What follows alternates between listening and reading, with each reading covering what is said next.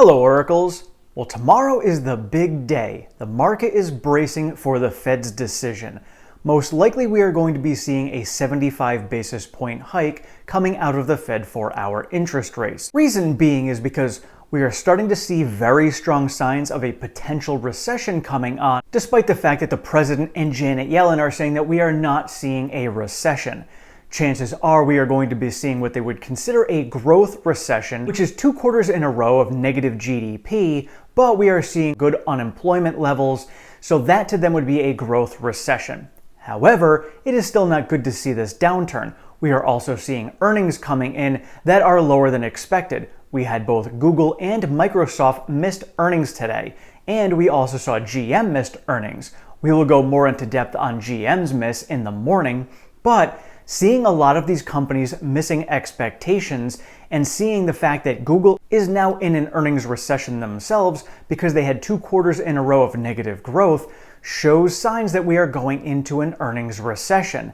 So the Fed does not want to make this situation any worse by raising interest rates too high. So we will most likely see a 75 basis point hike tomorrow, and I don't know if we'll hear about it tomorrow or if we'll hear about it in the minutes that come out next month from the meeting that has been going on today and tomorrow, but we might be finding out that they are discussing either pausing or becoming more dovish at the September meeting. This is something that I have been talking about for a while, with the timing of that FOMC meeting in September, right around the time that elections really start to ramp up and the campaigns are going, getting the attitude and the sentiment of the entire country in a little bit of a better place going into those elections. So that's my guess as to what we are going to see. We'll find out more tomorrow, and then again, we'll find out more in the minutes. Now, the next big piece is going to be what that CPI data in August, on August 10th, is going to give us. We have been seeing gas prices coming down, and let me know in the comments below what the gas prices have been looking like in your areas. We have seen here in Connecticut, gas prices have come down about 70 cents over the last couple of weeks. So now that's 70 cents per gallon. I know it's per liter in many other places in the world, because here in the United States, we refuse to use the metric system for anything other than drugs and guns, but it is nice to see the gas prices coming down. We have a long way to go to get back to that, low $2 range that we had been in previously, but we are on that direction. So if we can continue moving in that direction, and if we can continue to see oil prices and commodity prices come down, this could really lend to that trend that we could see a much more dovish Fed come the September FOMC meeting. And now last night we did find out about Walmart and on the retail segment of things, and we had already discussed it previously about, something that Cathie Wood had said, and there's going to be a lot of companies that are going to be over inventory in a lot of areas, and they're going to have to be putting out discounts to get rid of that inventory. And it's not so much that they just have too much of all inventory, it's too much of the wrong inventory. A lot of bulking happened for different reasons, for the stay-at-home stuff, for COVID, and now they're sitting on this inventory and they're trying to dump it in one way or another. I've been in retail myself for 15 years, so I'm very familiar with that. And sometimes you have to bring in, you're working with a vendor, and the vendor says, well, if you buy all of these other products on top of the couple that you want, we'll give you discounts on all of it. And so you bring it in and you try to sell the stuff off, but inevitably you're going to be sitting on a bunch of stuff that you're never going to move unless you drop it below cost or end up just throwing it away and not selling it at all. So now what ended up happening during COVID was a lot of people went out and these companies bought massive tons of this stuff because they didn't know how long this COVID thing was going to last. And then sure enough, it came to an end, and these retailers are just sitting on tons and stockpiles of all of this unsellable merchandise. So they're going to be working through that, and it's going to take some time. So we could see another couple quarters of this. Could be going through the entire holiday season. Maybe they're going to be having to try and put all of this stuff on special at that time.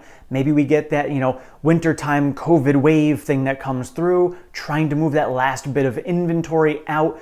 And then that's going to be it. So we may see a couple more quarters of this coming out of our retailers. And then we also got news this morning that Shopify is laying off 10% of its staff.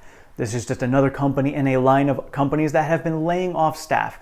We've heard it from many other companies that are out there as well doing the same. And these are just signs that, we are going into tougher economic times. Some of these companies are looking to cut as many costs as they can. And part of that being because they see that commodity prices are coming down, which means that in turn, they are going to need to pull back their prices as well. And a lot of the inventory that they have is on higher cost stuff. So they're going to be making less margins on the inventory that they currently have. And it's going to take 6 months or so to kind of turn that back around and bring in lower cost inventory. Then they can sell that for a higher margin in the future. So this is just a cycle that we're going through. It doesn't seem like it's going to be a downward spiral by any means.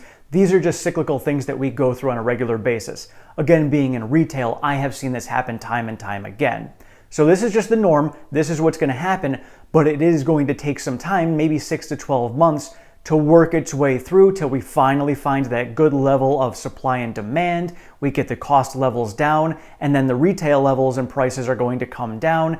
Then we can find that balance. Then they can start to move back up, and that nice inflation growth that we like to see from the Fed, which is that 2 to 3% range. But in the meantime, these companies are going to need to lay off staff and cut other costs that they have because they know that those margins are going to be lower. So again, this is the norm. This is actually a good thing. This will be good for these businesses. These companies are going to learn how to operate on a much more lean basis. And so this way, coming out of it, when they do start growing their profits, their costs will still be low and they will show stronger margins.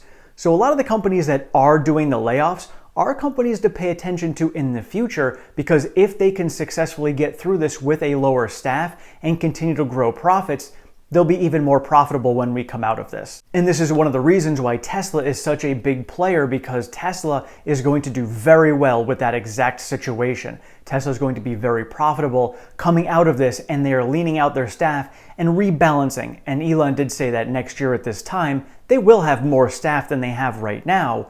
But in the meantime, they're kind of rebalancing, cutting out some of the salaried staff that they have, some of the staff that isn't as necessary to get through these times, and then they'll start to build it back up and put that staff into the factory because production is what they need to focus on.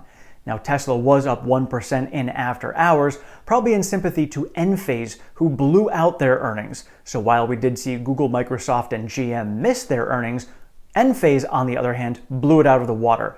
Now, ENPH is on the solar and energy side of the business. So Tesla, because they have that piece of the business as well, is growing in sympathy because of that. So this is nice to see. So you got to think about the fact that Tesla will move in sympathy with energy companies.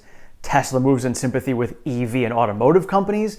So this is what's going to be seeing in the future. And we're going to see it happen with software. And then we'll see it happen also with AI in the future. And so while Tesla was down 3.5% today and the entire market was red, this is something we discussed last week as a potential going on this week with all of the massive earnings, the FOMC meeting, and the GDP data that we're getting.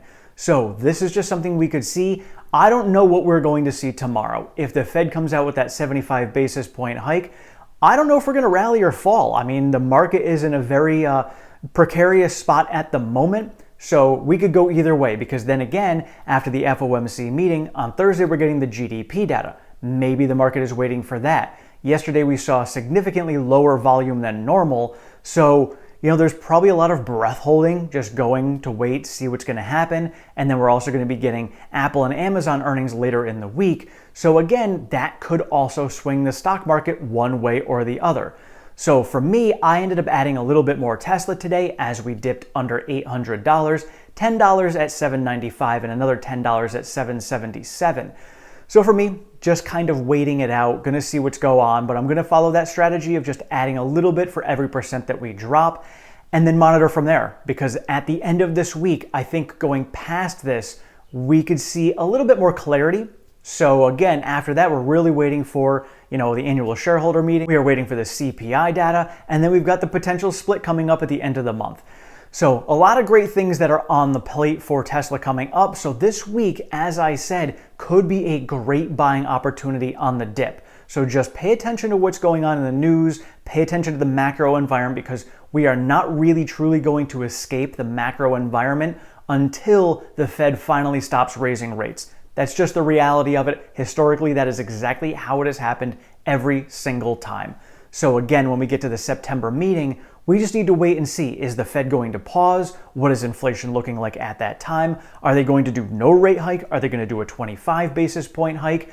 We have to just kind of monitor and still go day by day, month by month, and see what the macro environment is doing. And then once we get to the point where the market can see that inflation is going to be down to that 3% level 6 months in the future, that I think is when we are going to see the bull market start to come up again. Probably won't be a V-shaped recovery, but if we can see that sign clearly, we'll start to see that trend coming back up and stay consistently coming up. Let me know your thoughts in the comments below. What do you think the Fed is going to be doing for rate hikes tomorrow? Do you think they're going to be doing a 75 basis point, a 100 basis point, or something totally different? And do you think that the Fed is going to be calling for a more dovish stance in September, or do you think that the Fed is going to continue with their rate hikes as they had scheduled? Thank you all so much for watching. I appreciate all of your support and feedback. If you have not subscribed, please do so down below. Sign yourself up for notifications. I am over on Twitter at OracleTim1. I share all of the latest Tesla news, pertinent stock market information, and all of my daily trades.